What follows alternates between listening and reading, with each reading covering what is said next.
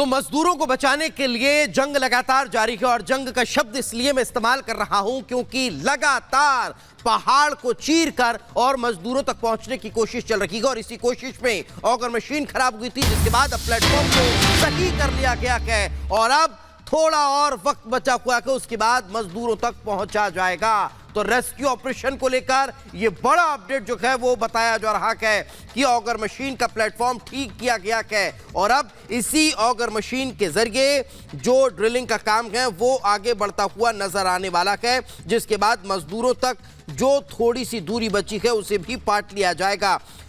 Metal आने से ये जो प्लेटफॉर्म है वो टूट गया था और अब तक 48 मीटर जो ड्रिलिंग है वो हो चुकी है और अब इस ड्रिलिंग को आगे बढ़ाने का काम जो है वो शुरू होने वाला है, क्योंकि सबसे महत्वपूर्ण बात जो है वो यही नजर आ रही है कि जैसे जैसे मजदूरों से नजदीकी बढ़ रही है वैसे वैसे अब जो कदम है वो फूक फूक कर रखे जा रहे हैं ताकि किसी तरह की कोई दिक्कत ना हो और अगर कहीं कोई दिक्कत पेश आती है तो उससे पार पा लिया जाए। लेकिन सबसे महत्वपूर्ण बात यही है कि समय रहते अब मजदूरों तक पहुंचने की कोशिशें जो हैं वो तेज होती हुई दिखाई दे रही है। ऑगर मशीन का प्लेटफॉर्म जो है वो ठीक कर लिया गया है। पहले ही ऑगर मशीन का प्लेटफॉर्म टूट चुका था, तकनीकी दिक्कतें आई थी, परेशानियां सामने आ रही थी, जिसके बाद अब सफलता मिलती दिखाई दे रही है।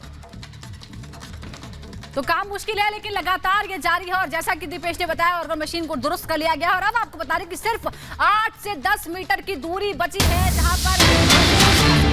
वहां तक पहुंचने के लिए लगातार यह ऑपरेशन जारी है। रेस्क्यू ऑपरेशन को लेकर बड़ी खबर इस वक्त हम आपको बता रहे हैं कि मशीन भी तैयार है, सब कुछ दुरुस्त कर लिया गया है। 9:30 बजे से फिर एक बार काम शुरू हो जाएगा। मेटल आने से दरअसल प्लेटफॉर्म टूट गया था जिसकी वजह से काम रुक गया था, लेकिन अब बताया गया है कि सब कुछ ठीक कर लिया गया है और 9:30 बजे से फिर एक बार ड्रिलिंग का काम शुरू हो जाएगा, क्योंकि बहुत ही सेंसिटिव ये पूरा मामला है, संवेदनशील है। किसी तरह के बड़े पैमाने पर जो है डिस्ट्रक्शन नहीं हो सकता है, क्योंकि इससे जो लोग फंसे हुए उनको नुकसान पहुंच सकता है। तो बहुत ही आराम से तमाम चीजों को देखते हुए रणनीति के हिसाब से धीरे धीरे आगे बढ़ रहे हैं। यहाँ जो एनडीआरएफ एसडीआरएफ के लोग यहाँ पर जुटे हुए हैं लगातार, आज 13 दिन हो चुके हैं, लेकिन आज उम्मीद है सबसे ज्यादा कि अब जाकर वो बाहर निकल आएंगे और हमारे कई सहयोगी हमारे साथ लगातार जुड़े हुए हैं। 24 घंटे हम आपको इसकी खबर दे रहे हैं। सृष्टि सबसे पहले हमारे साथ जुड़ गए हैं। सृष्टि, क्या जानकारी है? बताया जा रहा है कि ऑगर मशीन का प्लेटफॉर्म ठीक कर लिया गया है, अभी क्या चल रहा है, कब तक ड्रिलिंग का काम फिर शुरू हो जाएगा?